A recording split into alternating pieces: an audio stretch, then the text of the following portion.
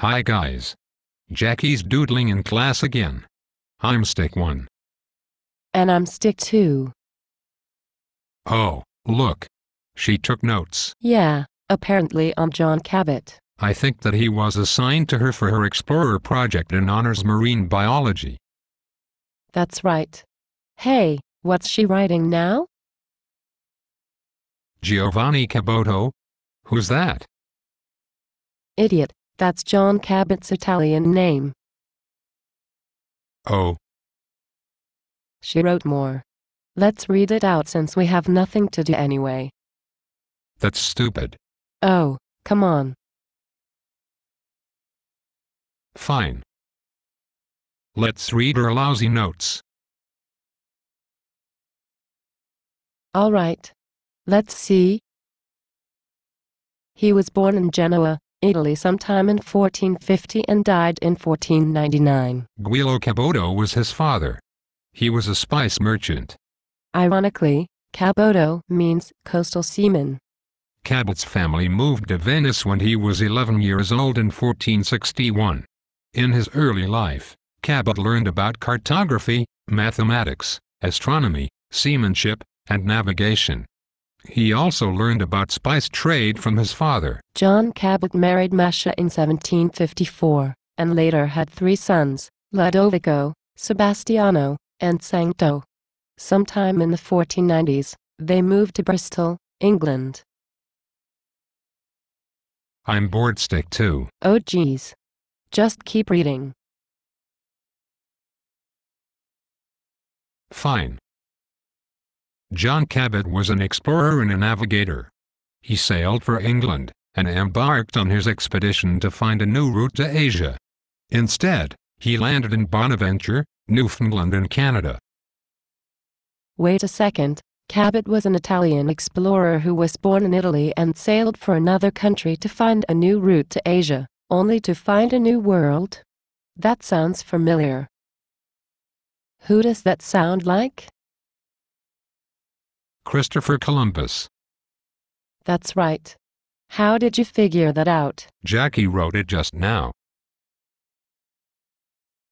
Of course. I thought you had a brain for a second. We are stick figures. We don't have brains.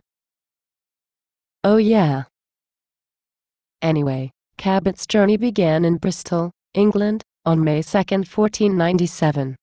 He sailed from England through the northern regions of the Atlantic Ocean and landed on the northeast coast of Canada in Newfoundland. There, he established England's first overseas colony. It was a fishing settlement. Cabot went back to Bristol after about a week. He was rewarded with money from the king for finding the new isle, including a yearly pension. Who was the king who granted Cabot the patent? King Henry VII. The king granted Cabot another patent a year later in 1498.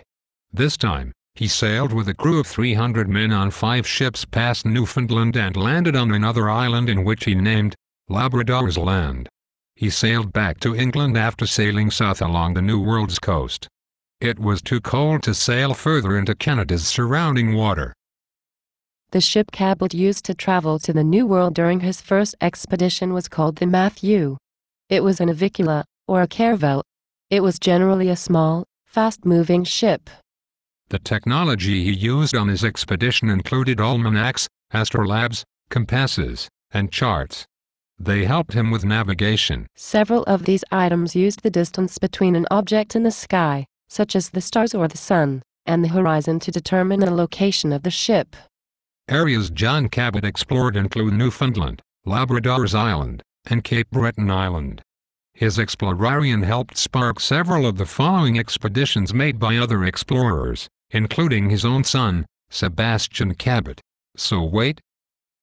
Knowing all of this, what does this have to do with oceanography? His exploration provided the geographic information in the Wolsey Muller map. It was a map of the Pacific Ocean. I know that this is random, but considering that Cabot's death is undefined, how do we know that he died in 1499? Well, the pension that the king granted to him had continued to branch paid up until then. I guess that it's safe to assume that he managed to return to Bristol after his second expedition. I see. Not much is actually clarified about John Cabot and his expedition, huh? So, I guess all that pretty much sums up all of her notes. That was fun. Are you kidding? It was not fun.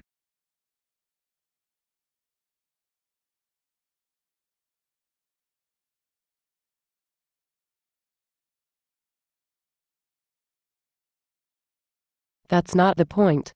If anyone was listening just now, they may have learned a lot about John Cabot. So, who's this Giovanni Caboto guy about again? Giovanni Caboto is John Cabot. Wait, now I'm confused.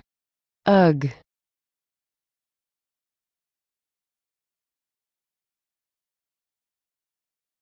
And besides, who'd want to listen to this? Oh, cut it out.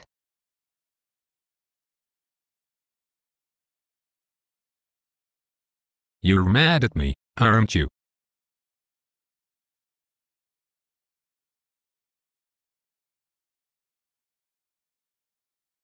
Okay, bye guys.